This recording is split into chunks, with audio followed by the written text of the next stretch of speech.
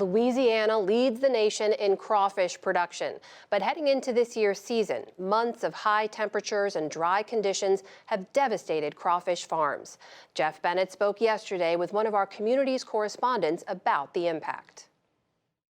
Nearly 80% of Louisiana remains in a severe drought, which will lead to fewer crawfish and higher prices for the state's multi-million-dollar crawfish industry. Our community's correspondent, Robbie Chavez, has been talking to farmers and joins us now from New Orleans. So, Robbie, quantify the impact for us. How significant is this expected to be? Well, Jeff, look, for now, it's a waiting game. We're all waiting for those tiny crustaceans to emerge from their underground burrows, but it has been slow. Some have dug down way too deep, waiting, looking for moisture. Others have had the tunnels collapse on them. And in the meantime, the rice fields where they grow and they thrive, where they feed on, have been damaged as well. The crawfish is a staple of Louisiana cuisine, as you know, but this year there is worry on crawfish farms across the state. The problem? Mud bugs, as they are sometimes called.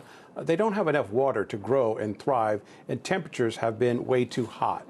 Predictions are that crawfish farmers could lose nearly $140 million. Drought stress will impact all of the state's 1,600 farmers and a third of the state's 250,000 acres of crawfish ponds. Now, the culprit? Rainfall in Louisiana has been down nearly 44%, and temperatures rose 3 degrees from May through October compared to the 4-year average.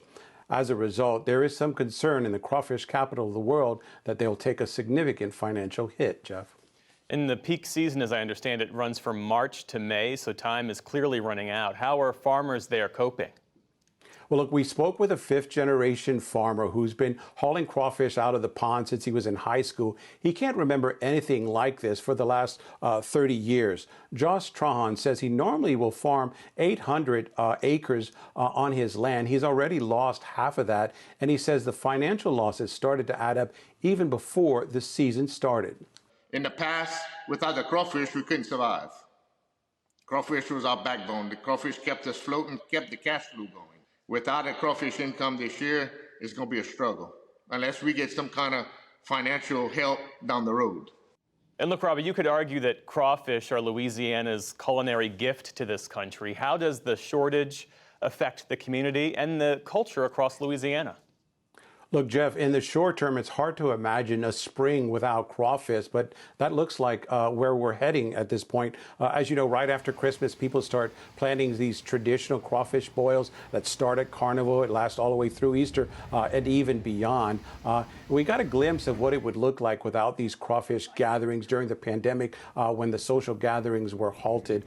Many people, including a lot of the farmers, worry that this problem will also open the door to cheap imports. With nearly 8 inches of rain in December, Trahan and other farmers are hopeful, but they say it may be too little too late.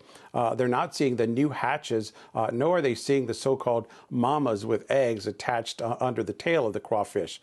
Trahan says this time of year, he'd be pulling in 60 sacks a day from his 3,000 traps, but he says he's lucky if he gets 5 pounds. The crawfish are just not there.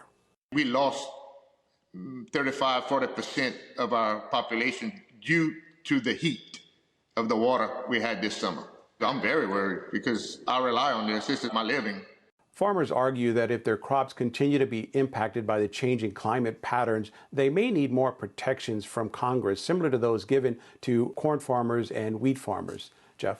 Communities correspondent Robbie Chavez. Robbie, thanks so much. Thank you, Jeff. And you can read more of Robbie's reporting online at pbs.org/newshour.